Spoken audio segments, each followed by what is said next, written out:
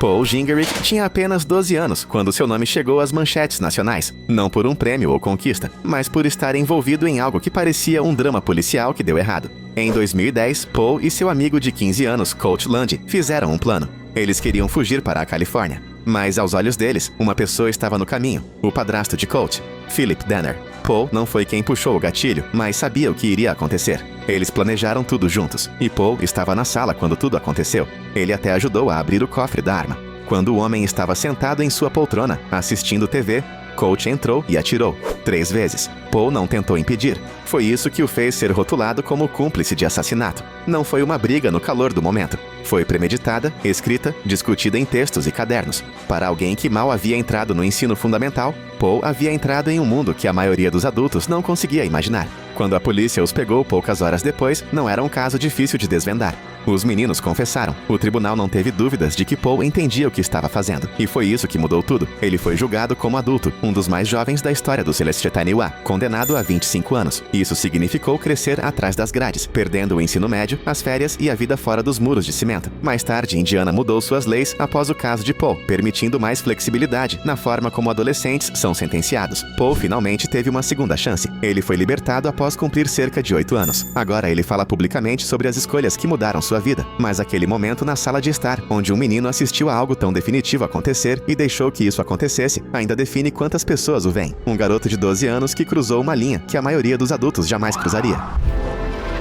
Eric Smith parecia o tipo de criança que você esperaria ver brincando sozinho no recreio. Cabelo ruivo, óculos grossos, rosto sardento. Não era exatamente ameaçador, mas em 1993, esse garoto de 13 anos da pequena cidade de Savona, Nova York, chocou a todos quando atraiu um menino para a floresta e acabou com sua vida com um ato de violência assustadora. Eric não usou uma arma que trouxe de casa. Ele pegou pedras. Ele não tinha um plano complexo. Ele simplesmente viu uma oportunidade e agiu por impulso. Quando os investigadores perguntaram por que ele fez isso, ele não deu uma resposta clara. Ele apenas disse que estava com raiva, intimidado na escola, constantemente ridicularizado por sua aparência e natureza quieta. Ele havia reprimido essa raiva por anos. Naquele dia, ela finalmente explodiu. Quando a polícia não conseguiu desvendar o caso a princípio, Eric se apresentou por conta própria e confessou. Ninguém suspeitou dele. Até os investigadores disseram que ele parecia um garoto doce, mas quando ele descreveu o que aconteceu em detalhes, a confusão deles se transformou em horror. Ele sabia o que tinha feito. Não demonstrou sinais de pânico ou medo. No julgamento foi sua expressão que as pessoas não conseguiram esquecer. Um sorriso fraco, quase infantil. Nem presunçoso, nem frio, apenas assustador. Como se ele não entendesse a seriedade daquilo tudo. O tribunal o acusou como adulto, e ele foi sentenciado à pena máxima para menores, de 9 anos à prisão perpétua. Ele cumpriu mais de 20 anos. Anos depois, Eric foi libertado, agora um homem adulto na casa dos 40. Ele diz que mudou, que se arrepende de tudo. Alguns acreditam nele, outros nunca acreditarão. Sua história continua sendo um dos exemplos mais perturbadores de como uma criança pode ser calma e calculista. Não porque planejou, mas porque não precisava. Ela simplesmente decidiu fazer. Jonathan James não precisava de uma arma para abalar o governo do EUA, apenas de uma conexão de escada e uma mente curiosa. Aos 15 anos, enquanto a maioria dos adolescentes tentava vencer videogames, ele passou pelos firewalls de algumas das redes mais seguras do país. NASA, o Departamento de Defesa e até mesmo empreiteiros militares. Todas elas foram invadidas por um garoto em seu quarto. Ele não hackeou por dinheiro, ele não destruiu nada. Ele só queria ver se conseguia entrar. E conseguiu. Em um dos maiores choques para a segurança cibernética dos Hermacenésia, Jonathan conseguiu baixar o código-fonte da NASA, que controlava partes dos sistemas de suporte de vida da Estação Espacial Internacional. A NASA teve que desligar todo o seu sistema por 21 dias. O custo? $41 mil em danos. Tudo por causa de um estudante do 2º ano do ensino médio. Os federais rastrearam os ataques até James, depois que ele acessou e-mails privados e credenciais de segurança de um servidor do governo. Quando invadiram sua casa, encontraram as evidências. Jonathan confessou, cooperou e acabou sendo condenado a 6 meses de prisão domiciliar. Ele foi o primeiro menor no Cetisairoa a ser condenado por crimes cibernéticos. Mas a história não terminou aí. Anos depois, seu nome apareceu novamente durante uma investigação sobre uma grande rede de hackers. As autoridades suspeitaram que ele estivesse envolvido. Jonathan negou. Ele nunca foi acusado naquele caso. Mas a pressão, o medo de ser falsamente acusado, novamente o afetou. Em uma carta que deixou para trás, ele disse que não confiava mais no sistema de justiça e não conseguia viver sob suspeita constante. O que começou como uma mente brilhante, explorando os limites da tecnologia, terminou em tragédia. Jonathan James foi a prova de que, às vezes, as violações mais perigosas não envolvem violência, apenas um adolescente que sabe como escapar das rachaduras digitais melhor do que ninguém. A manhã começou como qualquer outra, em uma tranquila casa de fazenda na Pensilvânia. Mas ao final dela, Jordan Brown, de 11 anos, se tornaria uma das pessoas mais jovens já acusadas de um crime violento grave nos Estados Unidos. Em 2009, Jordan supostamente usou uma espingarda e apontou para sua futura madrasta enquanto ela descansava na cama. O caso explodiu nas manchetes não apenas por causa da idade de Jordan, mas por causa dos detalhes. Ele estava no 5º ano. Ele jogava futebol americano. Ele entrou no ônibus escolar poucos minutos depois que o ato teria acontecido. De acordo com os promotores, ele escondeu a arma em um cobertor, fez o que fez e entrou no ônibus como se nada tivesse acontecido. Ninguém suspeitou dele até horas depois. Houve muita especulação sobre o motivo. Alguns disseram que ciúme. A mulher estava grávida de um menino, um meio-irmão que Jordan pode ter visto como uma ameaça. Outros acreditavam que ele estava chateado com as mudanças na família, o casamento iminente, a mudança de atenção. Mas não houve confissão. Nenhuma nota, nenhuma explicação clara, apenas um grande e silencioso ponto de interrogação. O que se seguiu foi uma montanha-russa jurídica. Jordan foi preso e mantido em uma instituição juvenil, mas o caso continuou mudando. No início, ele enfrentou acusações de adulto, depois estas foram retiradas. No final, ele foi considerado delinquente, o equivalente a culpado no tribunal juvenil, e condenado a uma instituição juvenil até completar 21 anos. Ele cumpriu 7 anos, foi libertado discretamente e sua ficha foi apagada. Até hoje, há pessoas que insistem que ele não fez isso. Outros dizem que as evidências falam por si. A espingarda era dele, o motivo era pessoal. Mas a parte mais assustadora, como ele parecia normal, apenas um garoto carregando uma mochila, caminhando para o ônibus com algo muito mais escuro atrás de seus olhos. Graham Young não precisava de punhos ou armas para machucar as pessoas. Ele usava xícaras de chá e química. Aos 14 anos, ele já havia se tornado obcecado por venenos. Não de uma forma casual ou curiosa. Ele os estudava, memorizava seus efeitos e os testava nas pessoas mais próximas a ele. No início da década de 1960 na Inglaterra, esse adolescente quieto e pálido já estava ganhando uma reputação distorcida. Ele começou aos poucos. Gotas de substâncias tóxicas no chá, açúcar ou almoço. Seus familiares começaram a adoecer violentamente, de maneiras que os médicos não conseguiam explicar. Sua madrasta desenvolveu sintomas estranhos e acabou falecendo. Seu pai e sua irmã também estavam constantemente entrando e saindo do hospital. Ninguém suspeitava de Graham. Afinal, quem imaginaria que um estudante apaixonado por ciência estava por trás disso? Mas Graham mantinha um caderno, um registro de laboratório. Ele anotava sintomas, dosagens, reações. Era metódico, clínico. Quando um professor na escola também adoeceu depois de beber o chá que Graham havia preparado, as suspeitas finalmente o alcançaram. Uma busca em seus pertences revelou produtos químicos tóxicos,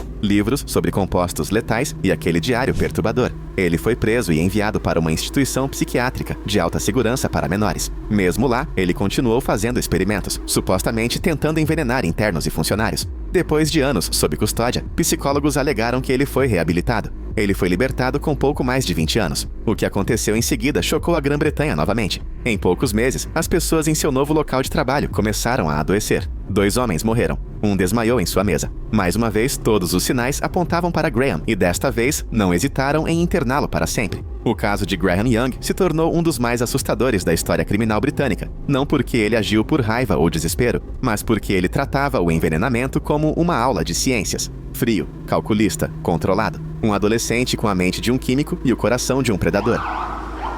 Mary Bell tinha apenas 11 anos quando a polícia de Newcastle, Inglaterra, se deparou com um dos casos mais perturbadores que já tinha visto. Em 1968, 2 meninos muito jovens foram encontrados sem vida em incidentes separados e ambos tinham algo em comum. As evidências apontavam para outra criança, não uma adolescente encrenqueira, uma menina de tranças, de fala mansa, com uma calma perturbadora na voz. Mary. O que tornava o caso diferente não era apenas a idade, era o quão intencional parecia. Os meninos não tinham simplesmente se perdido ou sofrido acidentes. Havia sinais de manipulação, encenação e um nível perturbador de controle sobre as cenas. E, no entanto, Mary voltou para a escola como se tudo estivesse bem. Ela até apareceu em um dos funerais. No início, ninguém acreditou. A ideia de que uma garotinha pudesse ser responsável por algo tão sombrio não fazia sentido. Mas Mary havia deixado pistas. Pistas literais. Ela esculpiu seu nome perto da cena de um dos incidentes e até se gabou disso para os colegas de classe. Quando a polícia a trouxe, ela não entrou em pânico nem chorou.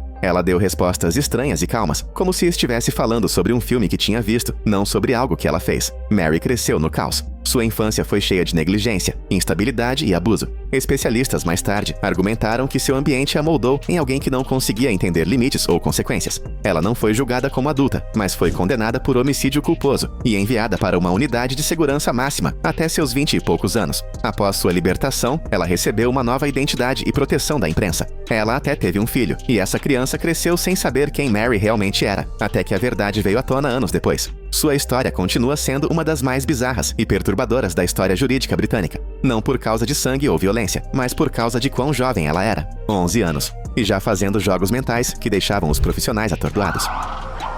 Lionel Tate tinha apenas 12 anos quando foi condenado à prisão perpétua, sem liberdade condicional, sem futuro, apenas uma cela de concreto e manchetes que ecoaram por todo o país. Em 1999, na Flórida, Tate foi deixado sozinho com uma menina de 6 anos, que sua mãe estava cuidando. Segundo ele, os dois estavam brincando de violência e ele havia imitado movimentos de luta livre que viu na TV. Mas o que parecia brincadeira se transformou em algo muito mais sério, e o resultado foi devastador. As autoridades não viram uma criança que cometeu um erro, elas viram ferimentos graves demais para ignorar. O sistema legal agiu rápido. Por causa de como as leis funcionavam na época, Tate foi automaticamente julgado como um adulto. Ele nunca teve um julgamento completo, apenas um acordo judicial que terminou com uma sentença que chocou até mesmo especialistas jurídicos experientes: prisão perpétua, sem possibilidade de liberdade condicional. O público não conseguia acreditar. Um menino de 12 anos preso pelo resto da vida, sem histórico de violência, sem antecedentes criminais. Apenas um único momento que se transformou em um marco legal que ninguém queria ver. E então vieram as fotos, aquelas que gravaram sua imagem na memória nacional. Ele não parecia assustado. Parecia endurecido, como uma criança já moldada pelo sistema que deveria protegê-lo. Anos depois, após intermináveis contestações legais e protestos públicos, a sentença de Lionel foi anulada. Ele foi libertado com uma segunda chance. Mas a vida lá fora não era tranquila. Ele se viu novamente em apuros, preso novamente, enfrentando diferentes acusações. Para alguns, isso confirmou seus medos. Para outros, apenas mostrou como é difícil reconstruir quando você cresceu atrás das grades. O caso de Lionel continua sendo um dos mais controversos da história da justiça juvenil americana. Levantou uma questão brutal: como punir uma criança por algo irreversível sem destruir sua vida no processo? Ainda não há uma resposta fácil. Crianças na prisão são definitivamente alguns dos criminosos mais incomuns, mas não são os únicos. Existem outros prisioneiros inesquecíveis por aí, e suas histórias são igualmente incríveis. Vamos dar uma olhada.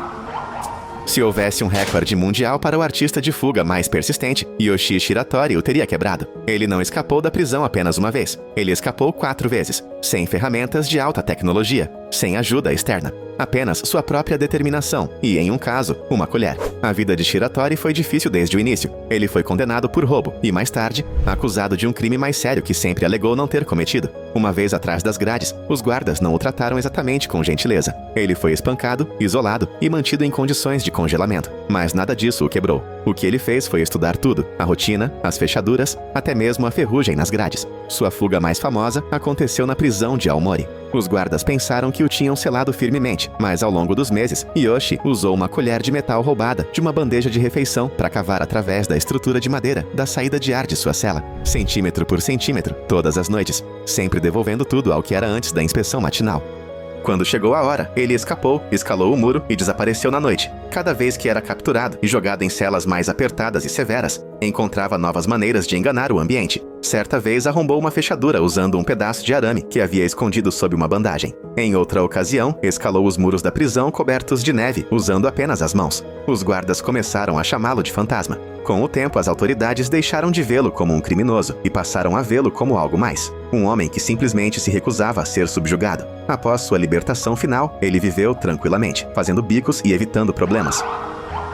Você já ouviu falar de planos criminosos ruins, mas este entrou para a história por ser tão bizarro. Em 1995, um homem chamado MacArthur Wheeler entrou em 2 bancos em Pittsburgh e os assaltou em plena luz do dia, sem máscara, sem tentar esconder sua identidade. Apenas um sorriso confiante e uma bolsa para guardar o dinheiro. Horas depois, a polícia tinha imagens de segurança dele nítidas e o prendeu no mesmo dia. Wheeler ficou atordoado, completamente chocado. "Mas eu usei o suco", disse ele. Suco de limão, para ser exato. Veja bem, Wheeler se convenceu de que, como o suco de limão é usado em tinta invisível, esfregá-lo no rosto o tornaria invisível para as câmeras. Ele até testou em casa com uma Polaroid, embora acredite-se que ele a mirou errado, ou que a foto não se revelou corretamente. De alguma forma, esse erro o convenceu de que funcionava. Foi um dos exemplos mais chocantes de confiança equivocada que a polícia já viu. Mas também levou a algo muito maior. 2 psicólogos ouviram falar do caso e começaram a pesquisar como as pessoas podem ser completamente inconscientes de sua própria falta de habilidade. O que levou à descoberta do efeito Dunning-Kruger, um conceito bem conhecido na psicologia hoje. Se você visse a foto dessa fuga, pensaria que era uma piada. Um homem adulto de peruca rosa, calça jeans feminina e máscara de silicone. Mas em 2019, Clauvino da Silva, um membro de gangue brasileiro, realizou uma das tentativas de fuga mais estranhas já registradas. O plano dele, disfarçar-se de sua filha adolescente e simplesmente sair pela porta da frente da prisão. Não era exatamente de alta tecnologia, mas era detalhado. Ele tinha as roupas dela, um sutiã com bojo, cabelo falso, óculos e até uma máscara de silicone completa, com pele lisa e sobrancelhas finas. A ideia era que a filha ficasse na cela, enquanto ele escapava sem ser notado. E por um instante, quase funcionou. Os guardas, porém, desconfiaram. Havia algo errado na linguagem corporal dele. Quando o puxaram de lado e fizeram algumas perguntas, a voz não combinava. Foi então que o obrigaram a tirar a máscara. No momento em que a máscara foi retirada, o vídeo viralizou, com milhões de visualizações. E as pessoas ficaram atônitas por alguém chegar tão longe com um disfarce. Não era a primeira vez que Clauvino escapava. Ele fazia parte de uma grande quadrilha de tráfico de drogas e tinha fama de escapar. Mas essa tentativa se tornou a mais infame. Não pelo perigo, mas pela criatividade. E também pelo fracasso. O plano era ousado, a execução quase impecável, mas um pequeno deslize de comportamento o denunciou. A maioria das pessoas tenta escapar da prisão cavando, subornando ou lutando para escapar. Richard Lee McNair não fez nada disso. Ele se enviou pelo correio, literalmente. Em 2006, enquanto cumpria pena em uma prisão federal na Louisiana, McNair elaborou um plano que parece desenho animado, mas que funcionou. Ele trabalhava na sala de correspondência da prisão, onde embalavam enormes malas postais industriais e remessas.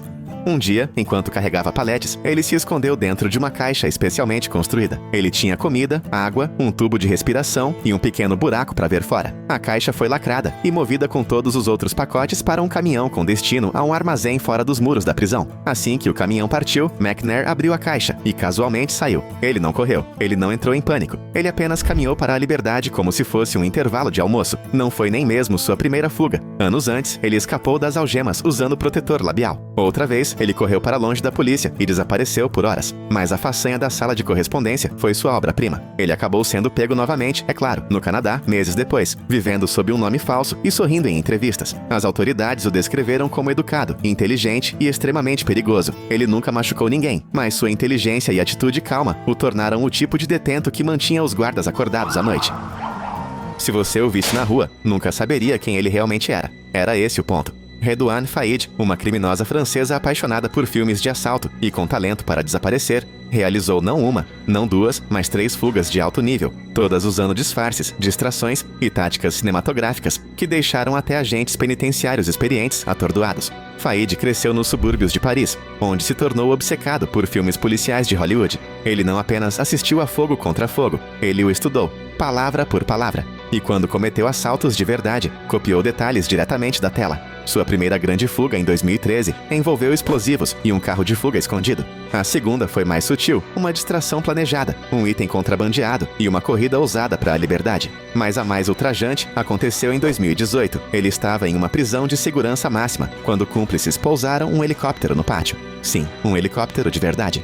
Disfarçados em roupas pretas e armados com ferramentas, eles invadiram as salas de visita e retiraram Faïd. Levou menos de 10 minutos. Os guardas não tiveram chance. Ele não ficou livre para sempre. Faïd foi pego novamente, mas a essa altura, sua reputação já havia alcançado status lendário. A polícia encontrou máscaras, perucas, passaportes falsos e mapas detalhados em seus esconderijos. Ele podia se tornar qualquer pessoa, um empresário, um entregador, até mesmo um idoso. Com apenas alguns acessórios e um plano, ele desapareceu à vista de todos. Faïd não era apenas um criminoso, ele era um metamorfo, alguém que via a identidade como algo flexível. Suas fugas não dependiam de força bruta, elas dependiam de paciência, ilusão e timing. Assim como os personagens que ele cresceu assistindo na tela, só que desta vez era real.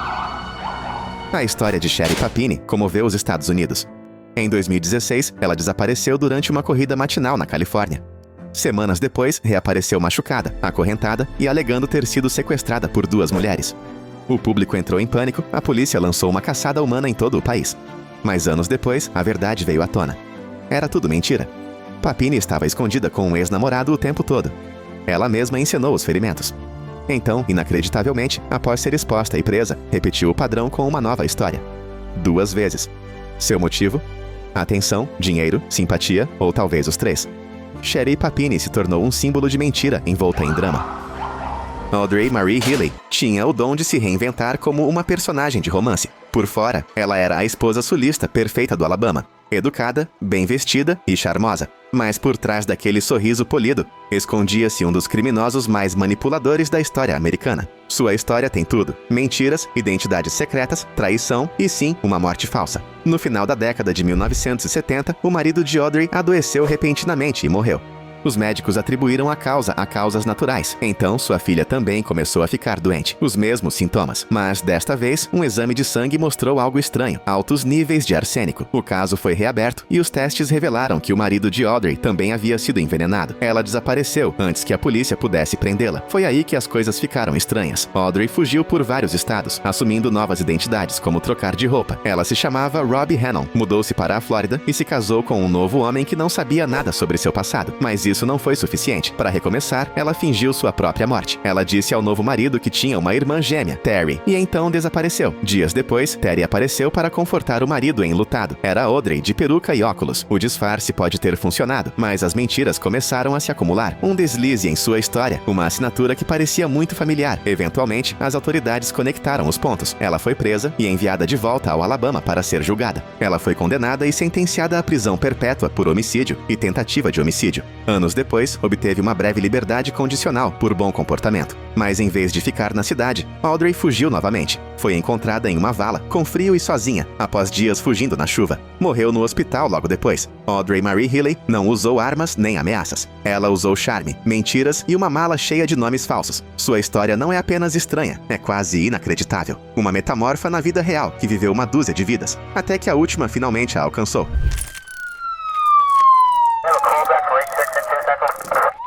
Ele usava maquiagem, sapatos enormes e um nariz vermelho vivo. Nos fins de semana, animava crianças doentes em hospitais como Pogo, o palhaço. Mas, assim que a maquiagem foi removida, John Wayne Gacy se tornou algo muito mais assustador. O que o tornava especialmente assustador não era apenas o que ele fazia, mas o quão normal ele parecia enquanto fazia. Na década de 1970, Gacy era uma figura respeitada na comunidade de um subúrbio de Chicago. Ele administrava uma construtora de sucesso, organizava festas de quarteirão e até tirava fotos com políticos locais. Mas por trás do seu sorriso amigável, havia um homem que ninguém queria encontrar em um porão escuro. Os vizinhos não faziam ideia de que sob sua modesta casa se escondia um segredo horripilante, um vão sob o piso que exalava um cheiro fétido. Quando a polícia finalmente revistou a propriedade, descobriu uma câmara escondida cheia de restos mortais de dezenas de pessoas desaparecidas. Gacy havia atraído muitas delas com ofertas de emprego ou promessas de dinheiro. Elas nunca mais saíram de lá. Não foram apenas os crimes que chocaram o mundo, mas também a maneira como ele mantinha as aparências. Ele se mantinha calmo durante as entrevistas, brincava no tribunal, chegou a fazer desenhos de si mesmo como Pogo na prisão. As pessoas o comparavam a algo saído de um romance de Stephen King, um Pennywise da vida real com uma vida dupla distorcida. Após sua condenação, Gacy continuou sendo uma figura assombrosa. Ele deu entrevistas estranhas, não demonstrou nenhum sinal de arrependimento e até tentou vender suas obras de arte. Seu caso se tornou um dos mais comentados da história americana, inspirando documentários, livros e até alguns filmes de terror. O que torna Gacy inesquecível não é apenas o número de vidas que ele tirou, mas a máscara que ele usava enquanto fazia isso. Ele transformou a ideia de um palhaço, um símbolo da alegria da infância, em algo que agora dá pesadelos às pessoas. E apesar de sua execução anos atrás, o nome John Wayne Gacy ainda causa arrepios em qualquer um que o ouça, porque ele não parecia apenas malvado, ele parecia normal. Ele começou como um pequeno ladrão, mas dentro dos muros da prisão, Charles Bronson se tornou algo completamente diferente. Um nome que deixa os guardas tensos e os presos em silêncio. Se você perguntar a qualquer pessoa no sistema prisional do Reino Unido quem é o homem mais perigoso, a maioria não hesitará em dizer seu nome. Bronson nem sempre foi assim. Nascido Michael Peterson, ele não começou com crimes violentos, mas assim que entrou no sistema, na década de 1970, ele mudou rápido. Brigas com policiais, protestos em telhados, situações com reféns, não uma, não duas, mas mais de uma dúzia de vezes. Ele transformou cada prisão em que entrou em sua arena pessoal. Em um incidente infame, ele fez uma ala inteira de refém por causa de um desentendimento sobre o material de arte de um prisioneiro. Em outra ocasião, ele se despiu e se lambuzou de manteiga antes de lutar contra vários guardas. Parece cena de filme, mas não era ficção. Bronson prosperou no caos. Ele passou mais de 40 anos em confinamento solitário. Não pelo que fez fora da prisão, mas pelo que fez lá dentro. As portas das celas eram reforçadas quando ele chegou. Outros detentos foram transferidos. Não se tratava apenas de mantê-lo preso, mas de manter todos os outros seguros. Para alguns, ele se tornou uma lenda distorcida. Começou a pintar, mudou seu nome para Charles Bronson, em homenagem ao ator de Hollywood, e se autodenominava uma celebridade da prisão. Havia guardas que se recusavam a trabalhar em seu bloco e detentos que mantinham distância sem serem avisados. Esse tipo de medo não vem de boatos, vem da história. Nos últimos anos, ele alegou estar mais calmo, concentrando-se em arte, meditação e esperanças de liberdade condicional. Mas mesmo hoje, seu nome ainda é pronunciado com cautela. Nas prisões mais rigorosas do Reino Unido, Charles Bronson é mais do que um homem. Ele é uma tempestade que nunca passou de fato. Pedro Lopes construiu sua reputação por toda a América do Sul e nas sombras das prisões. E mesmo hoje, seu nome ainda causa arrepios em guardas e detentos. Imagine alguém tão perigoso, tão imprevisível, que até os homens presos atrás das grades se preocupam com ele. Ele é chamado de o Monstro dos Andes, e embora a contagem oficial pare na casa das centenas, rumores nos corredores da prisão afirmam que pode ser ainda mais. Enquanto estava preso, ele ganhou uma reputação que deixava todos desconfortáveis. Colegas de cela se recusavam a compartilhar o espaço. Guardas verificavam nervosamente seus equipamentos antes de entrar em sua ala, e ninguém brincava perto de sua cela. Preso em 1980, Lopes surpreendeu a todos com sua confissão serena, mas dentro da prisão, essa calma tornou-se alarmante. Ele se recusava a participar das rotinas do grupo, ficava olhando fixamente sem piscar por minutos, deixando os outros desconfortáveis. Quando levado ao tribunal, parecia quase sereno, uma calma glacial que parecia apenas aumentar o medo que carregava. As autoridades prisionais o transferiram discretamente de uma unidade para outra, temendo represálias de outros detentos ou seu comportamento imprevisível.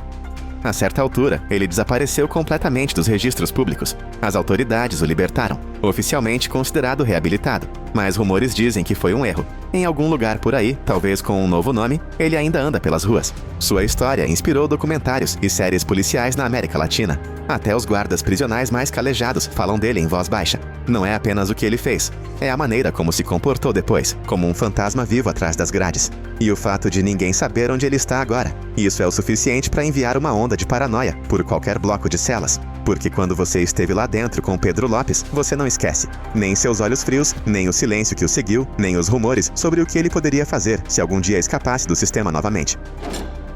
Richard Kuklinski não parecia alguém que você evitaria. Ele se vestia de forma limpa, falava frases completas e tinha uma presença calma. Mas por trás dessa calma, havia algo aterrorizante. Dentro do sistema prisional, as pessoas não só sabiam seu nome, como também mantinham distância. Chamavam-no de Homem de Gelo, não por causa de algum apelido dramático que ele inventasse, mas por causa de como ele mantinha as pessoas que atacava congeladas, escondidas, apagadas. Antes de ir para trás das grades, Kuklinski se movia silenciosamente pelas cidades, se misturando. Ele era um homem de família na superfície, mas quando falava sobre o que fazia, sua voz não tremia uma vez. Na prisão, não eram as coisas que ele dizia que enervavam as pessoas. Era a casualidade com que as dizia. Ele descrevia as coisas com o mesmo tom que outros usam quando falam sobre o almoço. Alguns presos falam duro. Kuklinski não precisava. Todo mundo já sabia. Ele não era barulhento, não causava caos, não provocava brigas. Mas os guardas não relaxavam perto dele. Alguns seguravam as chaves com mais força ao passar. Outros pediram para não trabalhar em seu quarteirão.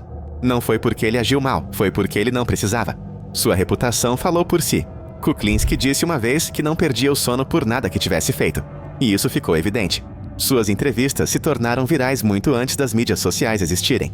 As pessoas ficavam fascinadas com o quão frio ele era, o quão educado e assustador podiam viver na mesma sentença. Ele passou o resto da vida trancado, mas mesmo de dentro deixou uma impressão. Documentários, livros e até mesmo Hollywood não conseguiram ignorá-lo. Ele era o tipo de prisioneiro de quem ninguém queria estar perto. Não porque fosse barulhento ou selvagem, mas porque era quieto. Quieto demais. Em um lugar onde muitos falam duro, Kuklinski não precisava levantar a voz. Todos simplesmente recuaram. Thomas Silverstein tornou-se infame dentro do sistema prisional muito antes de sair de casa. Condenado no final da década de 1970, ele acabou nas prisões mais seguras do Special, mas não foram os muros que o tornaram notório. Foi o medo que ele inspirou por trás deles. Silverstein foi condenado por matar um colega de cela durante um motim, mas o que abalou o sistema não foi apenas o assassinato, foi o que veio em seguida. Ele cometeu atos ainda mais violentos dentro da prisão, tornando-se o pior pesadelo de prisioneiros e guardas. As autoridades disseram que interrogatórios ou confrontos poderiam desencadear outro outro incidente. Então a maioria evitava seu bloco de celas, como se isso tivesse sua própria gravidade. Ele passou décadas em isolamento total, sem companheiros de cela, sem áreas comuns, sem contato significativo com os guardas. Sua cela era reforçada, seu alcance severamente restrito. As pessoas sussurravam que ele não precisava de planos elaborados, apenas do momento certo. Seu nome por si só deixava os outros tensos. Alguns guardas se recusavam a tarefas que o envolvessem, temendo que algo imprevisível pudesse acontecer. Alegavam que não era atuação. Era o silêncio que tornava Silverstein ameaçador. Mesmo na solitária, ele contava histórias de violência imparciais, quase clínicas. Quando filmes ou livros mencionavam assassinos em série ou condenados isolados, Silverstein era uma referência. Sua voz, embora raramente ouvida pelo público, ecoava na tradição prisional. No fim, ele viveu e morreu em separação quase total. Não porque implorasse por isso, mas porque todos os outros imploravam. Seu caso levantou questões sobre os limites da punição e como a mera ideia de um homem pode remodelar todo um sistema.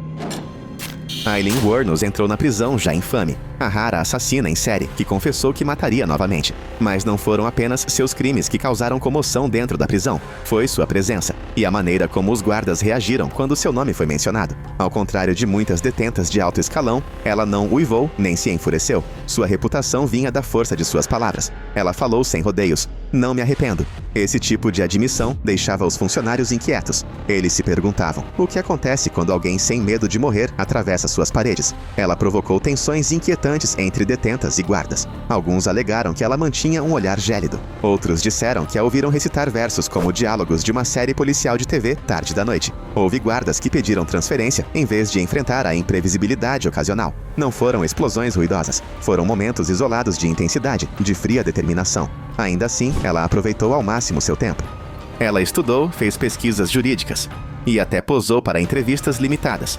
Mas por baixo havia uma constante. A mulher que disse que mataria novamente estava presa atrás das grades. E isso nunca desapareceu. Ela recebeu sentenças de prisão perpétua, passou anos em Miami-Dade e se tornou uma figura em documentários e na cultura pop. Você pode reconhecê-la do filme Monster, estrelado por Charlize Theron. Mas, além do roteiro, a versão do mundo real era aterrorizante em sua convicção. Dentro da prisão, alguns diziam que ela nunca se misturava. Ela era um lembrete de que assassinos nem sempre seguem um roteiro. Aileen Wuornos mostrou que o medo pode vir das palavras que alguém usa sozinho.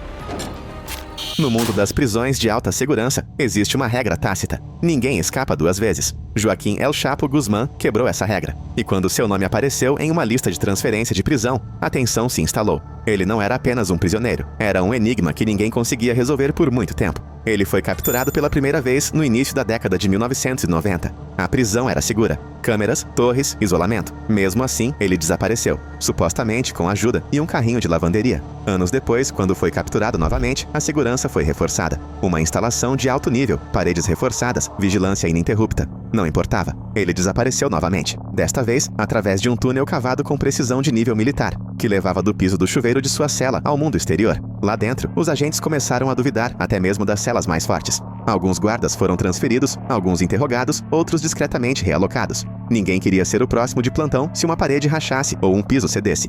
Quando ele foi finalmente extraditado, levado de avião e trancado em uma unidade no Zedela, a prisão mudou de rotina. Os guardas se revezavam, câmeras monitoravam 24 horas por dia, 7 dias por semana, e até seu sono era verificado a cada 15 minutos. Outros detentos nunca interagiam com ele. Ele era mantido longe de qualquer pessoa que pudesse passar ou receber uma mensagem. Não porque causasse caos, mas porque até mesmo o sussurro de uma mensagem podia desencadear uma cadeia de eventos, além das grades. El Chapo não precisava ser barulhento. Suas fugas eram o que falavam. Em um sistema construído para conter o pior, sua presença por si só reescreveu os procedimentos de segurança. A maioria dos presos teme que tentativas de fuga lhes rendam mais pena. El Chapo provou que alguns não temem muros.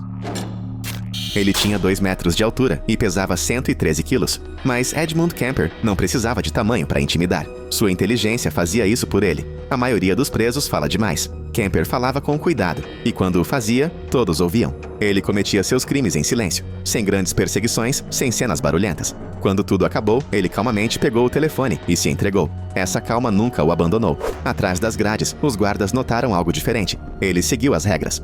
Ele mantinha seu espaço limpo e, no entanto, havia algo de errado. Ele não estava tentando ficar longe de problemas. Estava simplesmente observando todos os outros. Alguns o chamavam de o gigante gentil. Outros evitavam falar com ele completamente. Não era apenas o seu seu passado, era o quão consciente ele era. Ele se lembrava de rostos, padrões, comportamentos. Mesmo em entrevistas na prisão, ele desmistificava a psicologia como um professor. Ele ficou conhecido por ajudar o FBI a traçar o perfil de outros criminosos violentos, mas alguns guardas se perguntavam, isso seria útil ou apenas mais uma maneira de se manter à frente de todos? Ele não precisava lutar para manter seu espaço. As pessoas não faziam fila para se aproximar. Mesmo décadas depois, ele permanece em uma prisão médica na Califórnia, silencioso, ainda imponente, ainda analisando, ainda observado mais de perto do que a maioria. Kemper não era temido apenas pelo que fazia, mas porque ninguém nunca tinha certeza do que ele estava pensando. E na prisão, esse tipo de silêncio é mais perturbador do que o barulho.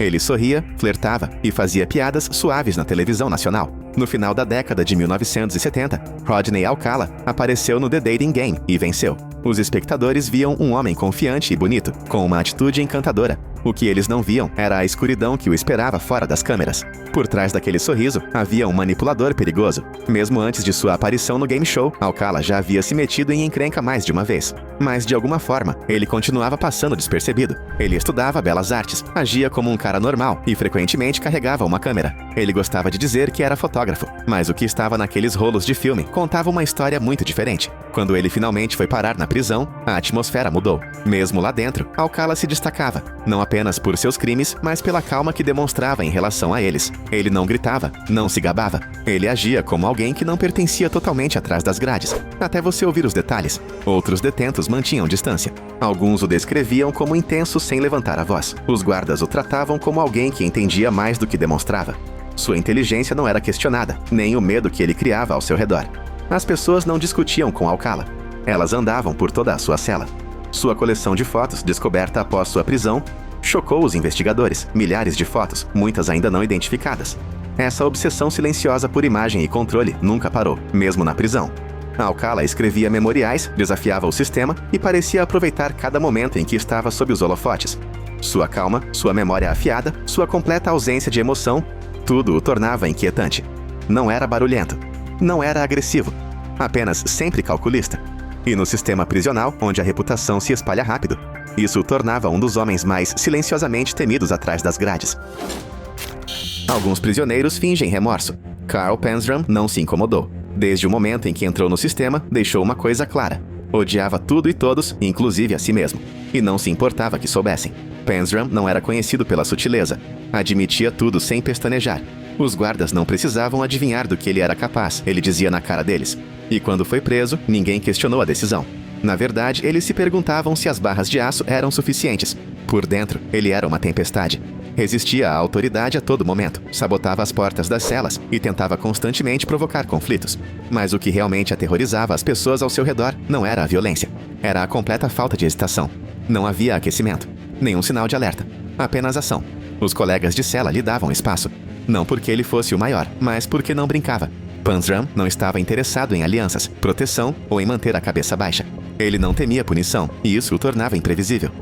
Uma palavra errada podia se transformar em algo sério, e todos sabiam disso. Ele foi transferido mais de uma vez porque nenhuma instalação conseguia lidar com ele por muito tempo. Ele via as prisões não como sistemas a serem evitados, mas como gaiolas a serem sacudidas. Quando o confinamento solitário se tornou rotina, ele não reclamou, ele o acolheu. Em certo momento, ele escreveu uma confissão completa, detalhando cada ato violento, não para se desculpar, apenas para que as pessoas soubessem. Suas últimas palavras antes da execução foram igualmente desafiadoras, sem sinais de arrependimento ou medo. Ele permaneceu consistente até o fim. No folclore prisional, alguns nomes são sussurrados. Carl Panzram é um deles. Não porque ele gritasse mais alto, mas porque ninguém jamais poderia dizer o que ele faria em seguida. E em um lugar onde o controle é tudo, era isso que o tornava verdadeiramente perigoso.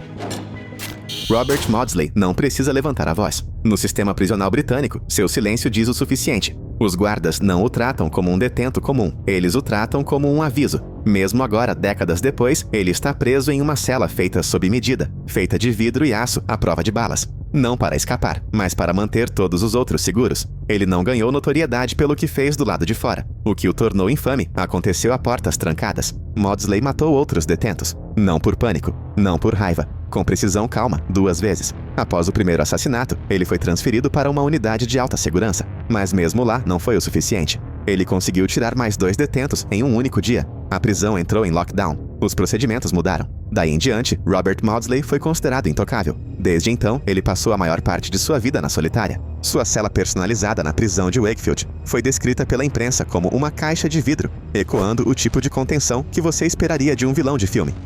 Ele come sozinho, dorme sozinho, não fala com ninguém a menos que seja necessário. O design não é dramático, é prático. É o que o sistema decidiu que era necessário. Entre os funcionários da prisão, seu nome é tratado com cuidado. Os presos raramente falam dele. Não há gangue, grupo ou equipe. Apenas um homem que se movia tão silenciosamente, tão eficientemente, que o sistema não podia correr um único risco. Ele se tornou um mito dentro dos muros. Alguns o comparam a Hannibal Lecter, mas sem o estilo, apenas os resultados. Frio, metódico e imutável. Quando alguém pergunta quem é o preso mais temido da Grã-Bretanha, a resposta geralmente é imediata: Robert Maudsley. E tem sido assim há décadas. Poucos criminosos perturbaram o mundo como Issei Sagawa. Seu caso virou manchete não apenas pelo que ele fez, mas pelo que aconteceu depois. Ao contrário de outros nesta lista, ele não passou décadas atrás das grades. Na verdade, ele saiu em liberdade, e foi isso que o tornou tão enervante para todos ao seu redor. Sagawa foi preso em Paris no início da década de 1980. Ele confessou tudo. O crime chocou os investigadores, mas o que aconteceu depois foi ainda mais perturbador. Depois de ser declarado legalmente inapto para ser julgado na França, ele foi deportado para o Japão, mas as autoridades japonesas não conseguiram detê-lo devido a complicações legais. No final, ele foi libertado. O público não conseguia acreditar. Um homem que admitia abertamente um dos atos mais horríveis imagináveis, agora morava em um subúrbio de Tóquio, dando entrevistas, escrevendo livros e até mesmo avaliando restaurantes. As pessoas o evitavam na rua, os vizinhos se mudaram. E ainda assim, ele continuou a viver à vista de todos. Embora tecnicamente livre, Sagawa se tornou um fantasma de sua própria história. Ele estava isolado não pelas grades, mas pelo medo. Em lugares comuns, sua presença incomodava as pessoas. A calma em sua voz, os detalhes em sua escrita, a maneira como descrevia tudo sem emoção. Tudo isso aumentava o desconforto. Ele não parecia se arrepender do que fez. Só lamentava não poder fazer aquilo de novo. Mesmo em aparições na mídia, os produtores mantinham distância. As entrevistas eram constrangedoras. Os estúdios traziam segurança. Ninguém queria ficar sozinho com ele. Ele não ameaçava. Ele não agia. Mas sua presença era suficiente. Ele faleceu em 2022. Sozinho, fisicamente debilitado e em grande parte esquecido pela grande mídia. Mas entre os círculos de crimes reais e entre aqueles que acompanharam seu caso de perto, sua história continua sendo um dos exemplos mais perturbadores de alguém que o sistema simplesmente não conseguiu conter. E mesmo quando ele não estava atrás das grades, a maioria das pessoas ainda o tratava como se estivesse. Por um bom motivo.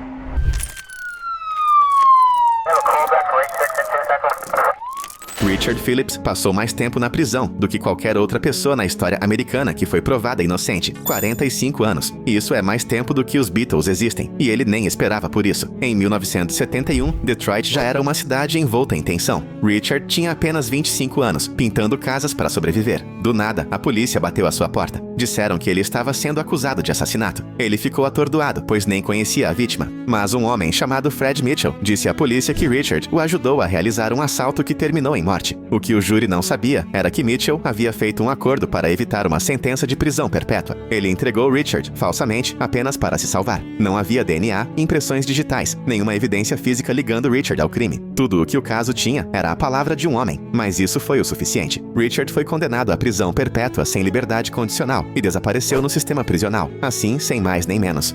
Ele passou décadas atrás das grades. Anos se transformaram em décadas. Ele não viu a queda do Muro de Berlim. Perdeu o boom da internet, perdeu a família, envelhecendo sem ele. Mas o que torna Richard diferente é o que ele fez com todo esse tempo. Ele não desistiu. Pintou centenas de obras vívidas, cheias de esperança, cor e vida. Ele dizia que pintar era o que o mantinha são. Em 2014, um aluno da Clínica Innocence da Universidade de Michigan descobriu o detalhe-chave que mudou tudo. Fred Mitchell havia mentido.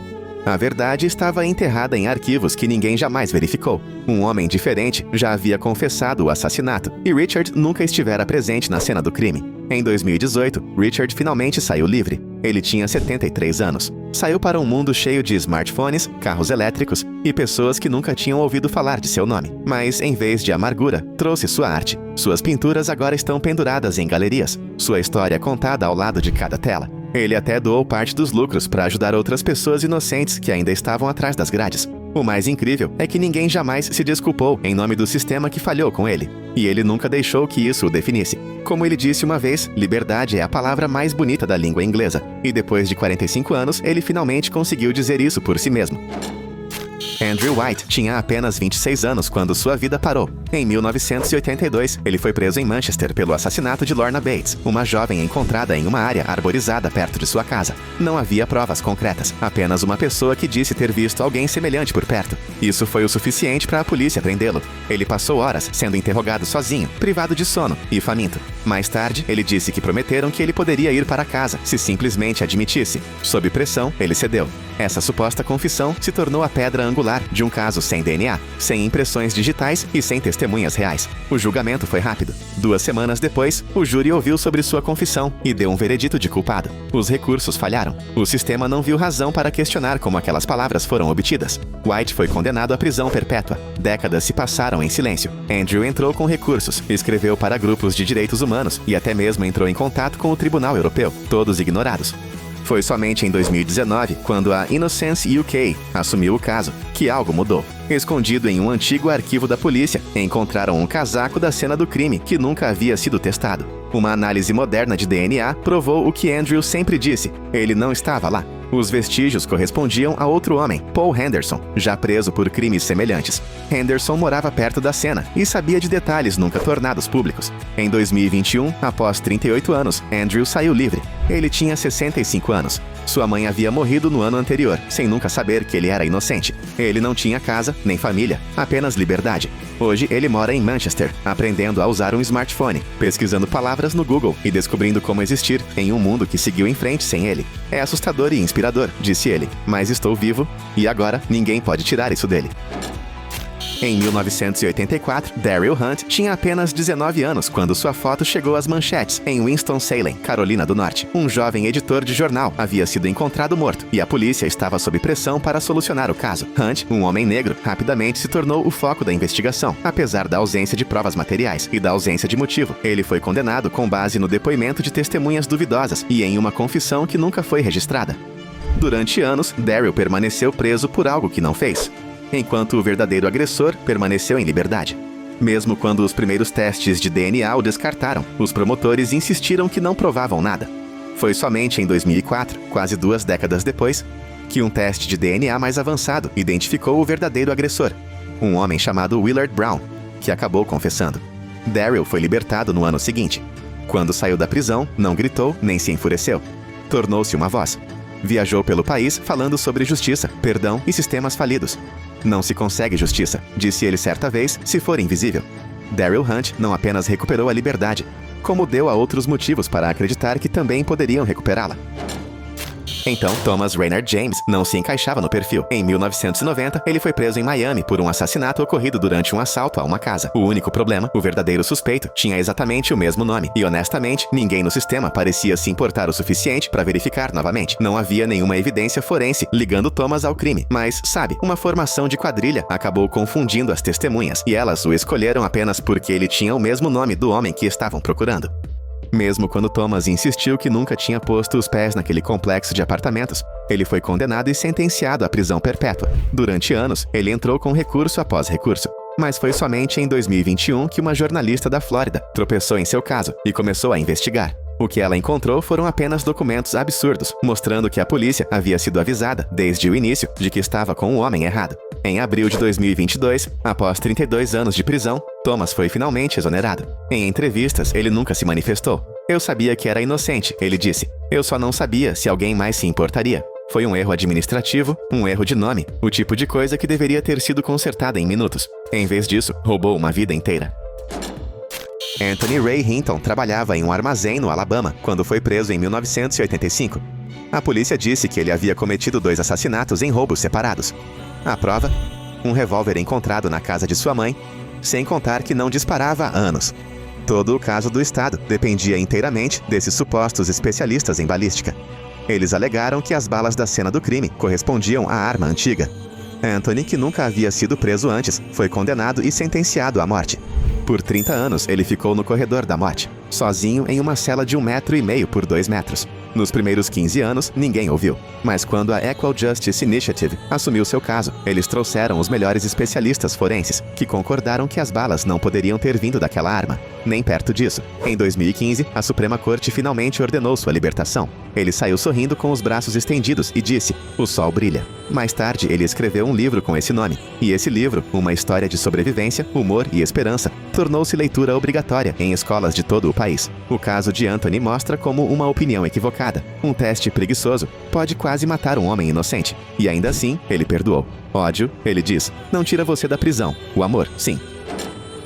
Carlos de Luna tinha apenas 20 anos quando foi preso em Corpus Christi, Texas, pelo assassinato de um funcionário de posto de gasolina em 1983. Ele se declarou inocente, disse que o verdadeiro assassino era outro homem, Carlos Hernández, que não só tinha um histórico de crimes violentos, como também se gabava de ter escapado impune daquele assassinato. Mas a polícia não se deu ao trabalho de procurar Hernández. Eles tinham de Luna, e isso bastava. O caso contra ele era, honestamente, muito tênue. Sem sangue, sem impressões digitais, sem arma do crime. A única evidência era uma identificação de testemunha ocular instável feita no escuro. No entanto, de Luna foi condenado à morte em menos de um ano. Ele foi executado em 1989, ainda insistindo que eles pegaram o homem errado. Foi somente décadas depois que jornalistas da Universidade de Colômbia examinaram mais de perto e descobriram pilhas de pistas perdidas, incluindo provas de que Hernández havia confessado a várias pessoas e tinha uma longa ficha criminal que, de alguma forma, nunca chegou ao tribunal. A investigação se tornou tema de livros, documentários e manchetes. Agora é considerada um dos exemplos mais claros de execução injusta na história do Zapata. De Luna não viveu para ver a verdade vir à tona, mas seu caso ajudou a alimentar uma onda de dúvidas sobre a pena de morte que continua a crescer até hoje.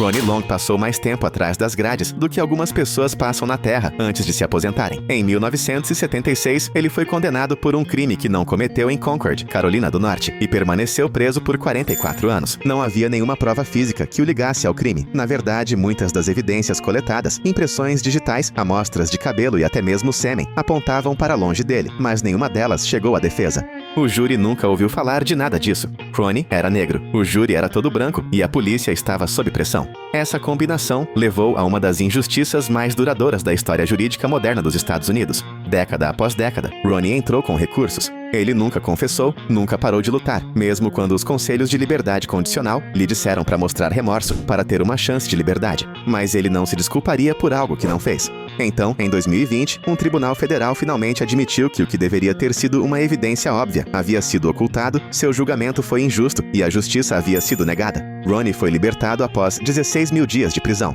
Quando saiu, tinha quase 65 anos e o mundo era um lugar diferente. Ele se casou com sua parceira de longa data, que o apoiou por anos. Ele sorriu, riu e saiu para uma caminhada sem cercas, pela primeira vez em 4 décadas. Questionado sobre como era a liberdade, ele fez uma pausa e disse: "É como ser visto." Em 1989, 5 adolescentes do Harlem, Corey Wise, Kevin Richardson, Yusef Salaam, Raymond Santana e Antron McRae, foram presos por uma agressão que abalou a cidade de Nova York. Um corredor foi encontrado inconsciente no Central Park e, em poucas horas, a polícia atribuiu a culpa ao grupo mais próximo de adolescentes negros e latinos da região. O que se seguiu é hoje considerado uma das condenações injustas mais infames da história moderna. Todos os 5 garotos tinham entre 14 e 16 anos. Eles foram interrogados sozinhos, por horas, sem advogados ou seus pais. Eles estavam assustados, eles não entendiam o sistema. E sob essa pressão, eles cederam.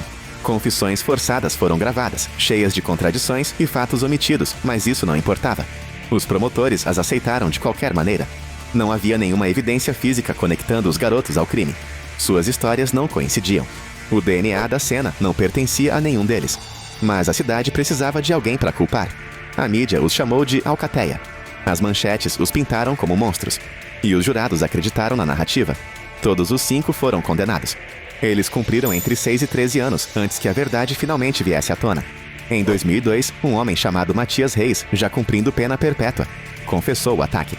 O DNA dele era perfeito, e sua história se encaixava em todos os detalhes que os meninos jamais poderiam saber. As condenações foram anuladas. A cidade pagou um acordo de 41 milhões de dólares. A história virou um documentário, depois uma série da Netflix, Olhos que Condenam, e para muitos, foi a primeira vez que entenderam o quão facilmente a inocência pode ser esmagada pelo medo, pela pressão e por um sistema apressado em punir. Hoje, os 5 homens falam publicamente, escrevem livros e defendem a reforma da justiça. O que aconteceu com eles não foi apenas um fracasso, reflexo, mas um destaque para a rapidez com que as coisas podem dar errado quando poder, preconceito e pânico colidem. Dewey Bozzella passou 26 anos preso por um assassinato que não cometeu e quando saiu, a primeira coisa que fez foi vencer uma luta de boxe. Aos 52 anos, em 1983, Bozzella foi preso pelo assassinato de uma idosa em Poughkeepsie, Nova York. O caso ficou sem solução por anos, até que a polícia prendeu Bozzella, um morador local com alguns desentendimentos juvenis, mas sem histórico de violência. As evidências? Nenhuma. Apenas 2 informantes da prisão que alegaram que Bozzella havia confessado. Esses mesmos homens admitiram mais tarde que mentiram para obter sentenças mais leves. Embora as impressões digitais na cena do crime não correspondessem às de Bozzella, e embora documentos importantes que poderiam tê-lo inocentado estivessem escondidos, o júri o condenou, e ele foi mandado embora. Na prisão, Dewey não desistiu. Ele se formou na faculdade, foi mentor de detentos mais jovens e treinou boxe, um esporte que amava desde a infância. O sonho dele? Uma luta profissional de verdade. Ele continuou recusando a liberdade condicional, porque isso exigia que ele admitisse a culpa. Prefiro morrer na prisão, ele disse, do que dizer que sou culpado por algo que não fiz. Finalmente, em 2009, o Innocence Project descobriu as evidências ocultas, incluindo depoimentos de testemunhas e relatórios oficiais, que provavam que outra pessoa era provavelmente responsável. Dewey foi inocentado e liberado. 2 anos depois, diante de milhares de pessoas, ele entrou no ringue para sua primeira e única luta de boxe profissional. Ele venceu por decisão unânime. A história de Dewey não é apenas sobre injustiça, é sobre coragem, disciplina e se recusar a deixar o mundo definir você. Quando ele saiu do ringue, ele levantou as luvas e disse: "Esta é a melhor noite da minha vida." E você podia sentir que não era apenas sobre boxe, era sobre finalmente ser visto como ele realmente era. Ricky Jackson tinha apenas 18 anos quando sua vida foi roubada. Em 1975, um empresário foi morto em plena luz do dia, em Cleveland, Ohio. A polícia correu em busca de respostas e encontrou Ricky e seus 2 amigos, Wiley e Kwame Ajamu. Todos eram adolescentes negros. Nenhum deles tinha qualquer envolvimento com o crime. O caso contra Ricky se baseava inteiramente em um único ponto: o depoimento de um entregador de jornal de 12 anos. Esse garoto disse ter visto Ricky cometer o assassinato. O que ninguém perguntou, ou se importou em descobrir, foi que o garoto estava a meio quarteirão de distância, observando por trás do para-brisa de um ônibus na chuva. Não havia impressões digitais, nem arma, nem evidência física. Apenas as palavras de um garoto assustado sob pressão de detetives. Ricky foi condenado à morte. Ele passou anos no corredor da morte, até que Ohio encerrou a prática para casos como o dele, e sua sentença foi alterada para prisão perpétua. Mas as paredes não se moveram. Ele ficou na prisão por quase 4 décadas. Então, em 2011, o inacreditável aconteceu. O mesmo homem, agora na casa dos 40, se apresentou e admitiu que mentiu. Ele disse que a polícia havia ameaçado prender seus pais se ele não revelasse o nome de alguém. Ele disse que carregou a culpa por décadas. Essa confissão abriu o caso. Em 2014, Ricky foi exonerado. Depois de 39 anos na prisão, ele saiu para um mundo que mal parecia o mesmo. Celulares, internet, tudo digital. Tudo era novidade. Mas a atitude dele, inabalável. "Eu não odeio o garoto", disse ele. Ele era apenas um garoto. Mas os adultos sabiam mais. Rick agora palestra em escolas e eventos sobre justiça. Sua calma, clareza e sua recusa em deixar a raiva moldar seu futuro tornam sua história inesquecível. De todas as condenações injustas da história americana, a dele continua sendo uma das mais longas. E um dos lembretes mais claros de quão frágil a verdade pode ser. Especialmente quando os adultos deixam a pressão falar mais alto do que os fatos.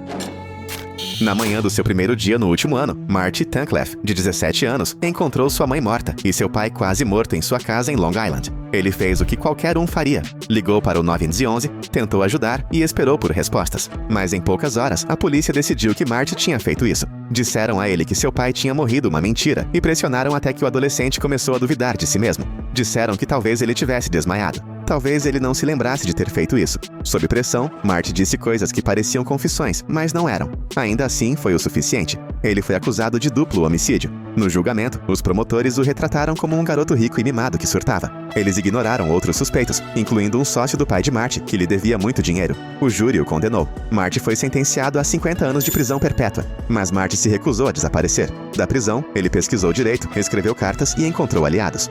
Com o tempo, investigadores particulares desenterraram testemunhas bombásticas que disseram que outros homens confessaram, detalhes apontando diretamente para aquele parceiro de negócios e provas de que a suposta confissão de Marty havia sido manipulada. Em 2007, sua condenação foi anulada. 17 anos após sua prisão, ele saiu em liberdade. Mais tarde, os promotores admitiram que o caso tinha falhas desde o primeiro dia. Marty não apenas saiu da prisão, ele se tornou um advogado. Ele foi para a faculdade de Direito, se formou e agora luta por pessoas na mesma posição em que já esteve. Seu caso foi estudado em universidades e até mesmo referenciado em dramas jurídicos. Porque é mais do que apenas um erro judiciário. É a história de um garoto que foi punido por confiar na polícia. Kevin Strickland nunca tinha estado na cena do crime, mas em 1979 isso não importava. Ele foi condenado por um triplo homicídio em Kansas City, Missouri, com base quase inteiramente na palavra de uma testemunha. Essa testemunha mais tarde se retratou, dizendo que tinha sido pressionada pela polícia, mas o estrago estava feito. Kevin foi condenado à prisão perpétua, sem possibilidade de liberdade condicional por 50 anos. Ele sempre disse que estava em casa assistindo TV quando os assassinatos aconteceram. Nenhuma evidência física jamais o conectou ao crime. As impressões digitais, a arma, tudo apontava para outro lugar. Mesmo assim, ele permaneceu na prisão, ano após ano, ignorado por um sistema que não estava disposto a admitir um erro. Os próprios promotores do estado acabaram se apresentando, dizendo que Kevin era inocente. Os investigadores originais, até mesmo o juiz que o condenou, concordaram mais tarde. Mas o procurador-geral do Missouri continuou a lutar contra sua libertação, argumentando que novas evidências não eram suficientes. Foram necessários holofotes públicos, cobertura da mídia nacional, milhões de assinaturas em petições e um empurrão do Midwest Innocence Project para finalmente fazer a balança pender. Em 2021, um juiz decidiu que Kevin havia sido condenado injustamente. Ele foi solto após 43 anos atrás das grades. Kevin tinha 62 anos quando saiu em liberdade. Ele nunca teve um celular, nunca viu internet. Ele não recebeu nenhuma indenização imediata do Estado, mas seu comportamento calmo e sua força silenciosa viraram manchetes. Eles roubaram minha vida. Ele disse, mas eu não vou deixar que levem minha alma. Seu caso expôs por quanto tempo a verdade pode ser enterrada e quão lenta a justiça pode rastejar, mesmo quando os fatos são cristalinos. A história de Craig Coley começou no Dia dos Veteranos, em 1978, quando a polícia de Simi Valley, Califórnia, respondeu a um crime bastante hediondo. Uma jovem e seu filho de 11 anos foram encontrados mortos em seu apartamento. Craig, o ex-namorado da mulher, foi rapidamente apontado como suspeito e, bem, tudo desandou a partir daí. Não havia nenhuma evidência física que o ligasse à cena do crime. Aliás, os vizinhos lhe deram um álibi, mas os detetives estavam convencidos de que tinham o homem certo. Ignoraram pistas, dispensaram testemunhas e até destruíram evidências importantes antes que pudessem ser testadas. Craig foi condenado e sentenciado à prisão perpétua, sem liberdade condicional. Ele passou quase 4 décadas preso, alegando inocência o tempo todo. Seu caso poderia ter permanecido enterrado, se não fosse por um chefe de polícia determinado que decidiu reabri-lo em 2015. Os resultados foram honestamente chocantes. Novos testes de DNA encontraram material biológico de outra pessoa nos lençóis. Um reexame da cena mostrou que não havia como Craig ter feito o que era acusado. Testemunhas que haviam sido dispensadas logo no início foram finalmente ouvidas, e tudo apontava para um suspeito diferente e desconhecido. Em 2017, o governador da Califórnia concedeu perdão total. Craig saiu em liberdade após 39 anos atrás das grades, mais velho, mais quieto, mas ainda de pé. Mais tarde, ele recebeu 21 milhões de dólares em indenização, um dos maiores acordos do gênero. O que torna o caso de Craig especialmente assustador é a facilidade com que poderia ter sido evitado. A evidência real estava lá o tempo todo. Alguém só precisava se importar o suficiente para examiná-la. Paul Blackburn tinha apenas 15 anos quando foi levado a uma delegacia de polícia em Manchester, Inglaterra, e acusado de tentar matar um garoto mais novo. Assustado e sozinho, ele foi interrogado por horas, sem a presença de um advogado ou dos pais. Por fim, a polícia disse que ele confessou, mas não havia gravação. Apenas anotações datilografadas por policiais que queriam o caso encerrado rapidamente. A vítima, que sobreviveu ao ataque, já havia dito à polícia que Paul não correspondia à voz ou à aparência do agressor. Ainda assim, a suposta confissão superou tudo. Paul foi condenado e sentenciado à prisão perpétua. Na prisão, ele se tornou invisível. Ele cresceu até a idade adulta atrás das grades. Ele perdeu seus 20 e poucos anos inteiros. E durante todo esse tempo, ele insistiu que não tinha feito nada. Seus apelos foram ignorados por décadas, até que uma nova revisão legal finalmente analisou com cuidado como a confissão foi obtida. As descobertas foram brutais. Os direitos de Paul foram violados. Os interrogatórios policiais foram manipulativos. E as supostas evidências eram falhas. Em 2005, sua condenação foi anulada. Paul saiu livre depois de 25 anos, tendo entrado na prisão quando criança e saído como um homem que mal conhecia o mundo exterior. Desde então, ele reconstruiu uma vida tranquila, principalmente longe dos olhos do público. Mas sua história continua sendo um exemplo assustador de quão rápido um sistema pode virar as costas para um adolescente, especialmente quando ninguém está olhando. Joe Aridi tinha 23 anos quando foi executado no Colorado em 1939. Ele tinha um QI de 46, adorava trens de brinquedo e não entendia bem o que significava o corredor da morte. Ele sorria o tempo todo, mesmo no dia em que foi levado para a câmara de gás. Joe havia sido acusado de um crime terrível, um que ele não poderia ter cometido. Ele nem estava na cidade quando aconteceu, mas sua deficiência o tornou um alvo fácil. Ele foi interrogado por horas até dizer o que a polícia queria ouvir, sem provas, sem defesa real. Apenas um julgamento rápido e um veredito de culpado. Até o diretor da prisão implorou por misericórdia, chamando Joe de o homem mais feliz que já conheci. Mas ninguém ouviu. Em 2011, mais de 70 anos depois, o governador do Colorado o perdoou póstumamente. Tarde demais para salvá-lo, mas não tarde demais para dizer que o sistema errou. A história de Joe é curta, triste e inesquecível. Ele não entendia por que estava na prisão, mas o mundo agora entende por que ele nunca deveria ter estado lá. É isso aí. Qual história mais te marcou? Escreva nos comentários. Para mais informações úteis, assista a outros vídeos.